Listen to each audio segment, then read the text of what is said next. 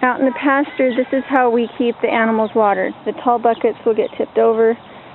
These ones, as long as the ducks aren't in the pasture, these work good. If the ducks are on the pasture, nothing works because the ducks will bathe in them. But this is the water.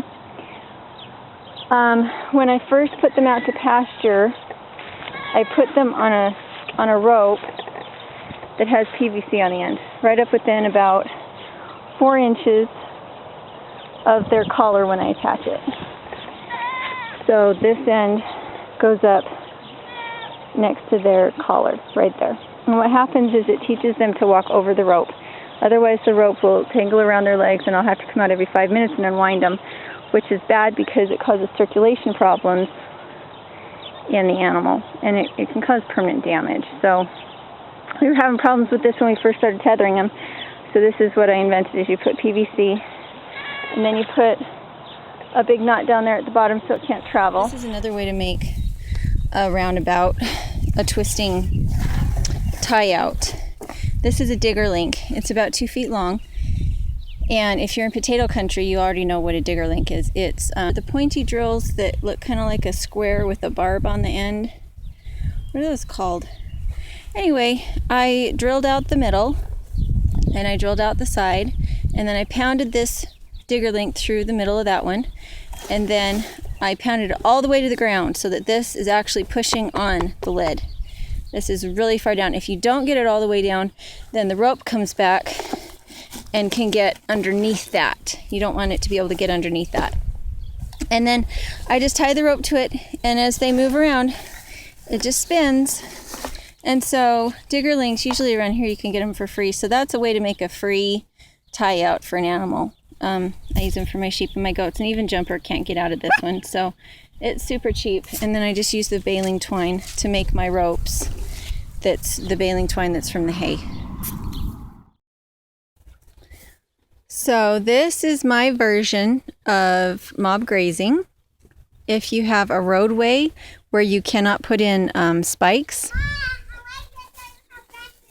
if you have an old truck that has a hitch on it, or these cleats on the side, and we just have a whole bunch of weeds in our road that are poinky or have a lot of bugs in them, or just is making it look untidy, and I'll leave it on her on it for as long as it takes for her to eat it down. And then what do?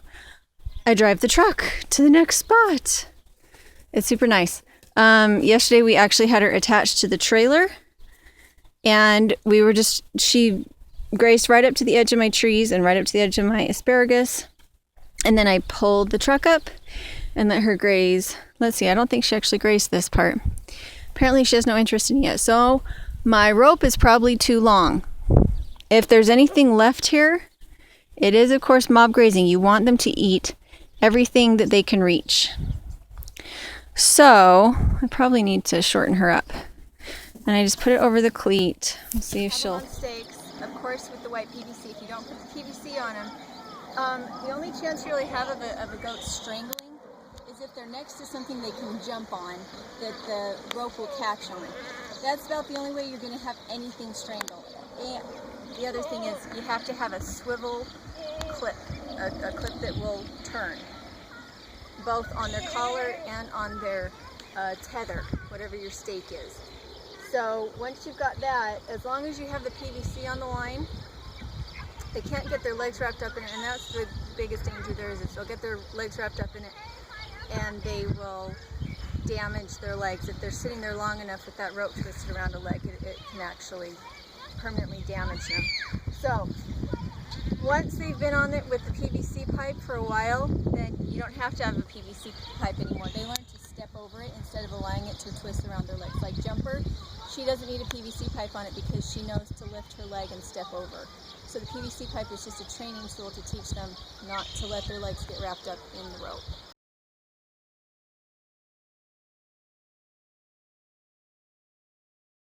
Baby goats. I do not tether baby goats. I allow baby goats to run hither and yon.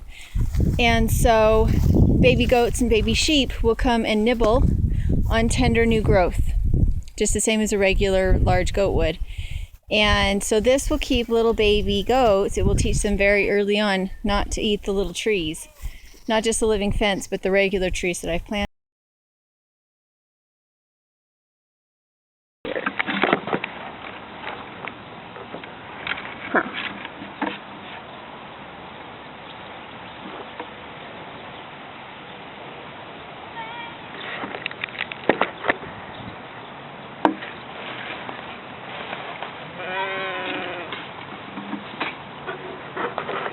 Cleo, move into the camera.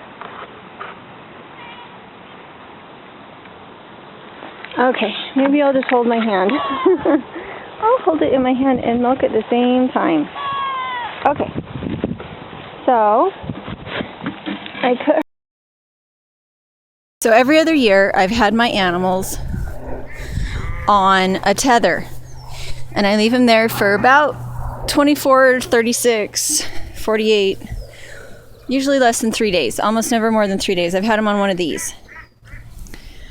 This year I had a lot of animals with a lot of babies, and I was just worn out and I got heat stroke. So I took them off their tethers and allowed them to graze free. In my last video, I was showing how nice my pasture was.